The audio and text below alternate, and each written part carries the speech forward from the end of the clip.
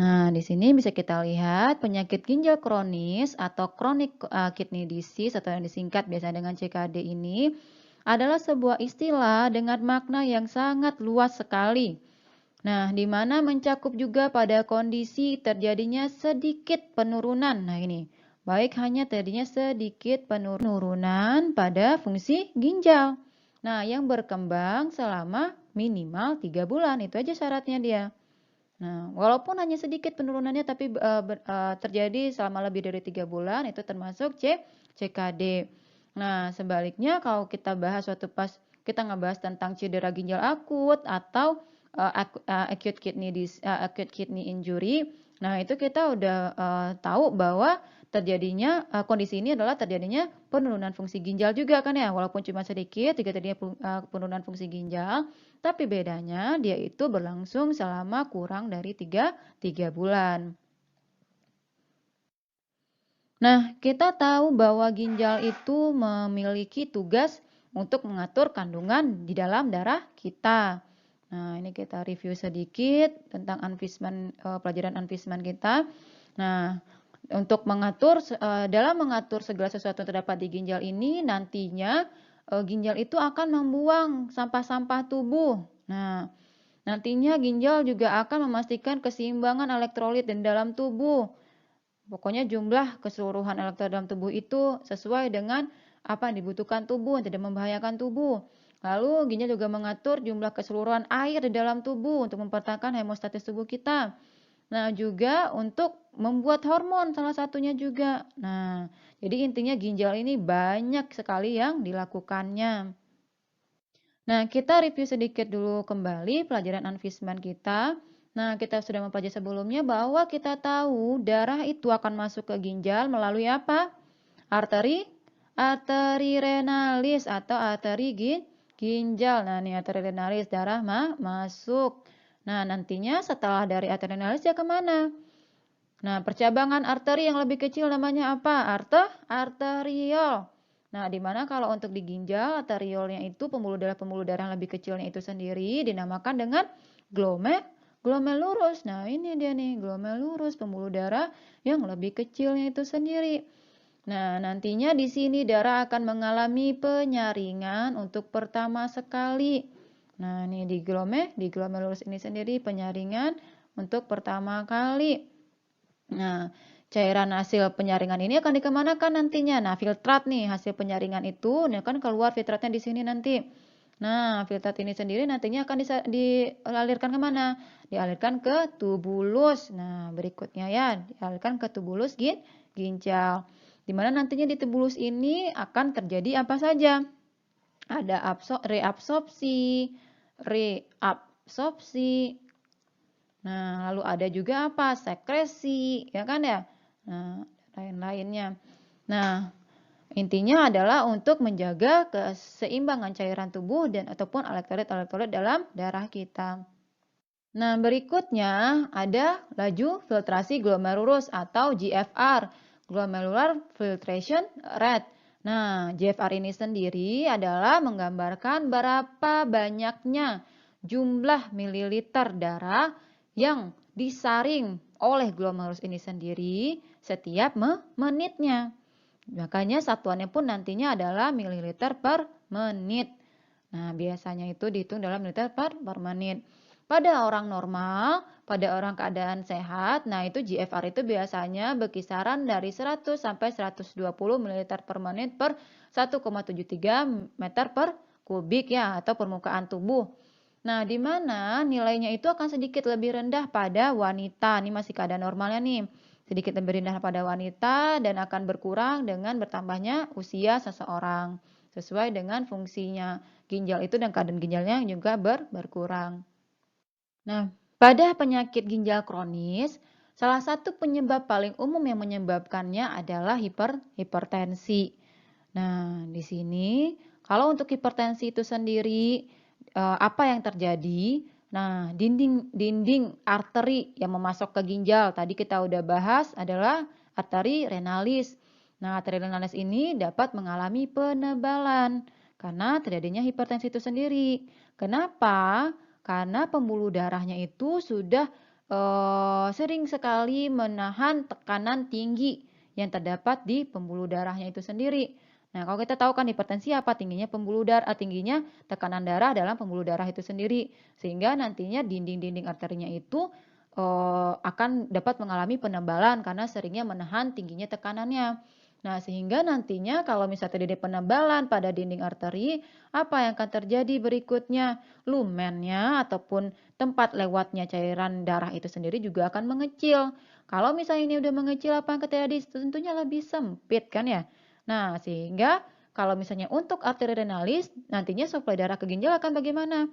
Akan berkurang, akan semakin kecil. Kalau udah darahnya berkurang, tentunya oksigen dan nutrisi-nutrisi lainnya juga akan berkurang. Nah, bagaimana nantinya si sel-sel yang ada di ginjal untuk bertahan hidup dan juga menjalankan fungsinya? Tentu juga tidak akan bisa. Makanya akan dapat mengakibatkan terjadinya cedera iskemik. Pada salah satunya adalah glomerulus nephron. Nah, di sini rusaknya glomerulus ini nantinya layaknya seperti rusaknya sel-sel lain dalam tubuh kita, tentunya akan mengaktifkan sel imun tubuh kita kan ya, karena merupakan sel pertahanan tubuh kita. Nah, seperti makrofag ataupun nantinya sel-sel busa itu sendiri. Nah, nantinya akan masuk ke dalam glomerulus, bakal berinfiltrasi ke dalam glomerulus yang rusak itu sendiri dan mulai mengeluarkan itu faktor-faktor pertumbuhan seperti transforming growth factor B1 ataupun dinamakan dengan TGF B1 seperti itu. Nah, nantinya faktor-faktor pertumbuhan ini akan menyebabkan sel-sel mesanglia. Nah, ini ada sel mesanglial ini sendiri. Nah, akan kembali ke bentuk imaturnya yang tidak dewasanya seperti itu, yaitu adalah sel mesangioblas. Nah, sel mesangioblas ini sendiri nantinya dia itu akan mengeluarkan sejenis matrik ekstraseluler. Nah, di mana kalau matrik ekstraseluler ini sendiri berlebihan, nantinya akan mengakibatkan terjadinya glomerulosklerosis atau pembentukan jaringan parut di glomerulus. Nah, ini dia. Nah, sehingga kita tahu nantinya kalau misalnya suatu jaringan itu sudah digantikan dengan jaringan parut, kita tahu karakteristik dari jaringan parut adalah kaku, nah tidak fleksibel intinya. Lalu habis itu lebih keras. Nah, itu dia sehingga nantinya akan mengurangi kemampuan nefron tentunya untuk menyaring darah. Karena kita tahu kalau untuk menyaring darah kan dia tidak bisa kaku, tidak bisa kuat ikatannya seperti itu. Nah, karena dia harus memiliki permeabilitas tertentu terhadap senyawa-senyawa yang akan disaringkan ya. Sekarang sehingga kalau misalnya dia sudah digantikan dengan jaringan parut, tentunya nefron kita itu akan berkurang kemampuannya untuk menyaring darah itu sendiri. Yang dengan berjalannya waktu tentunya akan berkembang menjadi penyakit ginjal kronis. Nah, penyebab paling umum lainnya pada penyakit ginjal kronis ini adalah diabetes mellitus, di mana pada pasien diabetes mellitus kadar glukosa yang berlebih atau kadar glukosa yang tinggi pada pasien ini nantinya akan mencetuskan terjadinya proses glikasi non-enzimatik, di mana di sini adalah proses glikasi yang tanpa disertai dengan enzim seperti itu ya. Nah, di mana kita tahu sendiri kalau proses glikasi ini sendiri akan membuat glukosa yang berlebih tadi menempel pada protein-protein di dalam darah. Nah, kalau misalnya dia sudah menempel, kita tahu proses glikasi ini nantinya akan memiliki suatu produk sampingan, yaitu berupa advanced glycation end product yang sangat berbahaya untuk sel-sel dalam tubuh kita, yaitu akan menghilangkan elastisitas sel dan lain-lainnya seperti itu. Akhirnya nanti selnya menjadi rusak ataupun kalau khususnya pada kasus gagal ginjal kronik ini sendiri, dia itu akan mempengaruhi atau glikasi non-enzimatiknya itu terjadi pada arteriol eferen. Yang nantinya membuat arteriol eferen ini menjadi lebih kaku dan juga lebih sempit. Nah, arteriol eferen yang mana tuh? Kalau yang eferen yang keluar dari nefron atau yang masuk ke nefron? Oh, yang eferen. Nah, berarti yang keluar dia ya yang sudah bersih, yang sudah difiltrasi. Nah, sehingga bisa dibayangkan kalau misalnya jalur keluarnya itu terhambat karena sempitnya atau menyempitnya jalur tersebut, apa yang akan terjadi pada glomerulus itu sendiri? Tentunya tekanannya akan meningkat karena jumlah yang masuk akan masih sama seperti itu kan ya. Sementara yang keluar akan makin sedikit, sehingga tekanan di sini juga akan meningkat nih. Kalau misal sudah meningkat, apa yang akan terjadi? Hiperfiltrasi. Nah, hiperfiltrasi yang berlebihan pada glomerulus itu sendiri. Nah, berikutnya selain itu, respon terhadap tekanan yang tinggi di glomerulus ini sendiri tentunya akan ditanggapi juga dengan sel-sel mesanglial, sama seperti yang terjadi pada hipertensi. Sehingga nantinya akan lebih banyak lagi matriks-matriks struktural yang akan dikeluarkan oleh sel mesanglial ini sendiri yang akan memperluas ukuran glomerulus ini. Sehingga nantinya lama-kelamaan akan mengurangi kemampuan nefron untuk menyaring darah dan mengakibatkan penyakit gagal ginjal kronis. Nah, untuk gejalanya sendiri pada pasien CKD, gejala umumnya adalah seperti mual. Habis itu juga kehilangan nafsu makan. Nah, ini gejala umumnya. Nah, hal ini disebabkan karena nantinya akan terakumulasi urea di dalam darah, ya kan ya? Urea itu akan banyak di dalam darah nantinya. Nah, suatu kondisi yang disebut dengan azotemia, banyaknya urea di dalam darah. Jadi, itu akan memicu terjadinya mual dan juga kehilangan nafsu makan. Nah, normalnya urea dalam tubuh itu akan disekresikan di urin. Tapi terjadi ketika terjadinya penurunan filtrasi glomerulus, nah makanya akan sedikit urea yang akan tersaring sehingga banyak yang tertahan di dalam darah. Nah, ketika kadar racun atau sampah-sampah tubuh itu sangat menumpuk di dalam darah kita itu sendiri, nantinya lama-kelamaan juga dapat mempengaruhi fungsi sistem saraf pusat kita atau otak kita itu. Nah, yang mengakibatkan tadi salah satunya adalah enselopati. Nah, yang ditunjukkan kalau gejalanya itu seperti asterisis. Nah, kalau asterisis ini sendiri seperti getaran tangan yang menyerupai burung, kayak ngepakkan sayap seperti itu ya, yang terlihat jelas ketika penderita itu berusaha menjulurkan pergelangan tangannya. Jadi kalau misalnya kita suruh pasien itu tuh menjulurkan tangannya, nah itu kelihatan tangan itu akan bergetar seperti itu. Nah, seperti gerakan sayapnya burung. Nah, berikutnya kalau masih berlanjut juga, nah dapat akumulasi dari sampah atau racun tubuh itu sendiri udah sampai ke otak. Nah, itu bakal dapat mengakibatkan juga seperti koma dan juga kematian. Nah, berikutnya penumpukan racun dan sampah-sampah tubuh juga dapat mengakibatkan terjadinya perikarditis atau radang selaput jantungnya. Nah, berikutnya juga pada penderita JKD dapat memiliki kecenderungan untuk mengalami perdarahan. Kenapa? Karena kelebihan urea dalam darah itu akan membuat berkurangnya kecenderungan trombositnya itu untuk saling menempel satu sama lain. Sehingga pembentukan gumpalannya akan juga berkurang. Sehingga ketika dia terjadi luka atau perdarahan, pembentukan bekuannya itu akan berkurang. Sehingga mudah terjadinya perdarahannya itu sendiri. Nah, gejala terakhirnya itu dalam beberapa kasus nih, seseorang itu dapat mengembangkan yang namanya kristal urea atau uremic frost. Nah, di mana terjadinya penumpukan kristal urea yang mengendap di bawah kulit, kelihatan dia yang terlihat seperti butiran salju bubuk. Nah, jadi kristal di bawah kulit. Untuk komplikasinya sendiri, ada beberapa hal yang dapat terjadi dengan terjadinya CKD itu sendiri. Nah, hal yang pertama dapat terjadi adalah terjadinya aritmia jantung. Nah, di sini terjadinya aritmia jantung. Nah, kenapa bisa terjadinya aritmia jantung itu? Nah, kita tahu selain fungsi dari ginjal kita ini untuk membuang semua sampah-sampah dalam tubuh, masih banyak fungsi-fungsi dari ginjal lainnya, ya kan ya? Nah, yaitu salah satunya adalah untuk menjaga keseimbangan elektrolit tubuh. Nah, salah satu elektrolit tubuh yang penting untuk dijaga keseimbangannya adalah kalium. Nah, di sini. Nah, apa yang terjadi pada pasien CKD adalah karena ginjal itu kehilangan fungsinya, sehingga dia pun tidak dapat menjaga keseimbangan elektrolit tubuh. Nah, untuk kalium sendiri yang seharusnya pada ginjal ini disekresikan nantinya atau dikeluarkan dari tubuh, sekarang ginjalnya tidak mampu lagi mensekresikan kalium di dalam tubuh.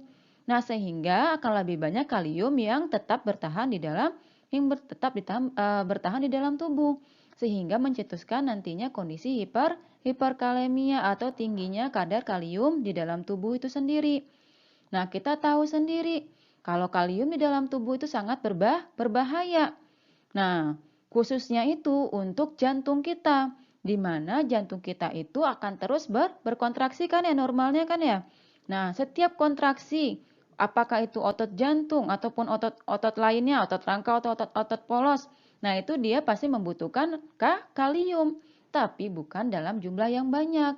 Nah, sehingga kalau misalnya tubuh kita dalam situasi hiperkalemia, nah ini akan sangat mempengaruhi ritme dari denyut jantung itu sendiri. Nah, itu yang kenapa bisa gagal ginjal itu mencetuskan terjadinya aritmia jantung. Nah, komplikasi berikutnya adalah terjadinya ini osteodistrofi ginjal. Nah, ini di sini nih.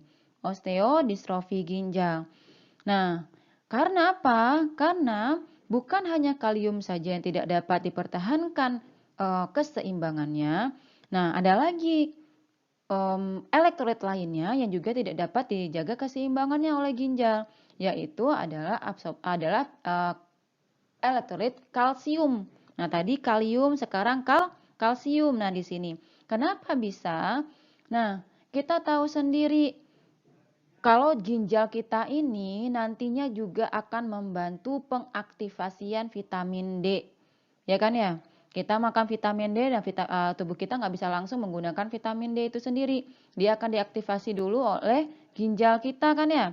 Nah, untuk menjadi bentuk yang lebih aktifnya, yaitu dalam bentuk kalsitriol. Nah, apa yang terjadi pada ginjal ketika dia rusak, dia tidak bisa mengaktifasi vitamin D. Nah, fungsi vitamin D yang aktif dalam tubuh kita ini salah satunya adalah untuk meningkatkan penyerapan kalsium dari makanan. Jadi ketika vitamin D sudah aktif, nah itu nantinya akan membantu penyerapan kalsium dari makanan pada pencernaan kita. Nah, ketika kalau vitamin D tidak diaktifasi, bagaimana dengan penyerapan kalsium dari makanan? Tentunya juga akan berkurang, sehingga ya sudah di tubuh kita akan kekurangan kalsium itu sendiri. Nah, tubuh kita dengan kekurangan kalsium yang terdeteksi itu sendiri, nah bakal melakukan suatu respon juga. Apa yang terjadi pada tubuh kita itu? Nah, hormon paratiroid berikutnya. Nah, dia itu akan mensekresikan, akan mengaktifasi dirinya sendiri. Nah, ketika hormon paratiroid ini berusaha untuk memenuhi kebutuhan kalsium tubuh dengan memecahkan penyimpanan kalsium di tulang.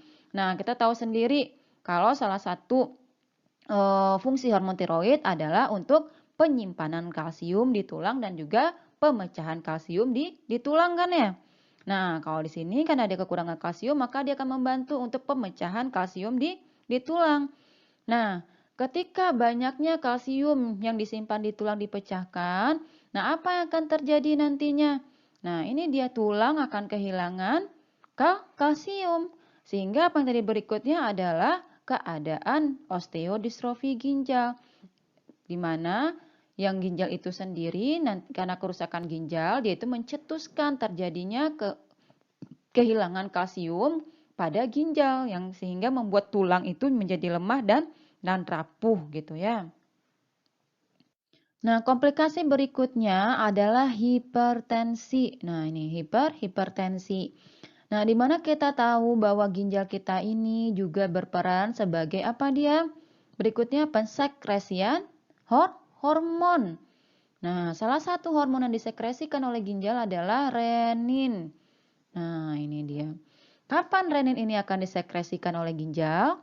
Nah, pada pelajaran Fisma kita juga udah bahas tuh. Kapan?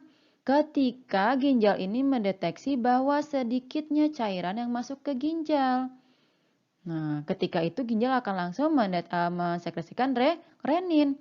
Dengan harapan apa? Untuk meningkatkan cairan yang masuk ke ginjal. Dengan bagaimana? Dengan meningkatkan tekanan darah. Nah, dengan meningkatkan tekanan darah diharapkan dengan tingginya tekanan darah itu akan meningkatkan juga aliran darah ke ginjal itu sendiri. Nah, tapi pada pasien CKD apa yang terjadi? Kita tahu bahwa pada pasien CKD itu terjadi penurunan laju filtrasi glomerulus. Nah, sehingga nantinya hal ini akan mengakibatkan makin banyak lagi renin yang diproduksi. Jadi renin itu akan semakin banyak diproduksinya atau disekresikan ya, bukan diproduksi ya. Nah, disekresikannya.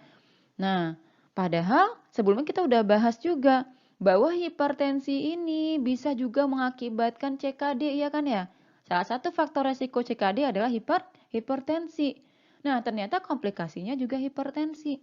Makanya ini adalah sebuah lingkaran setan yang akan mempengaruhi satu sama lainnya. Jadi berputar-putar di sini dan di sini aja terus seperti itu. Si hipertensi mengakibatkan CKD, si CKD mengakibatkan hipertensi. Nah, begitu dia ya.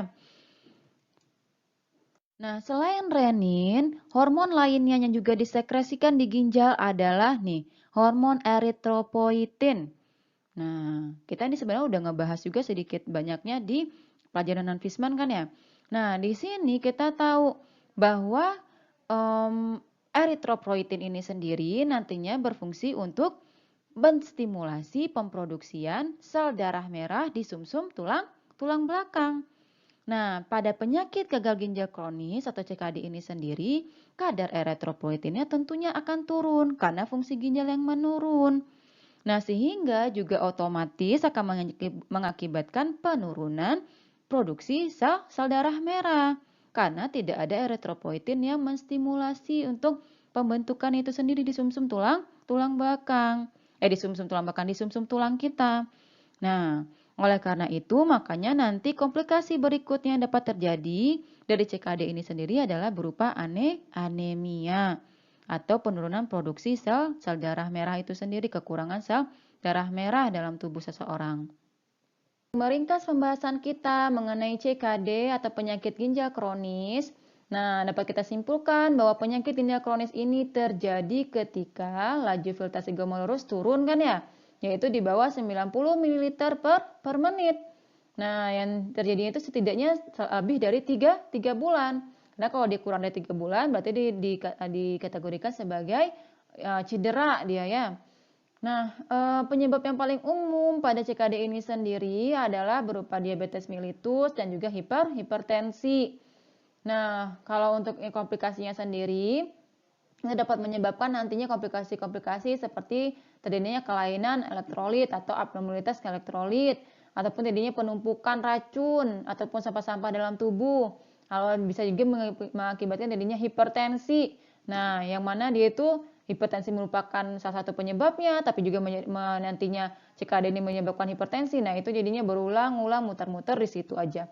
Nah, dan juga terjadinya kelainan tulang ya, yang mana tulang itu menjadi lemah.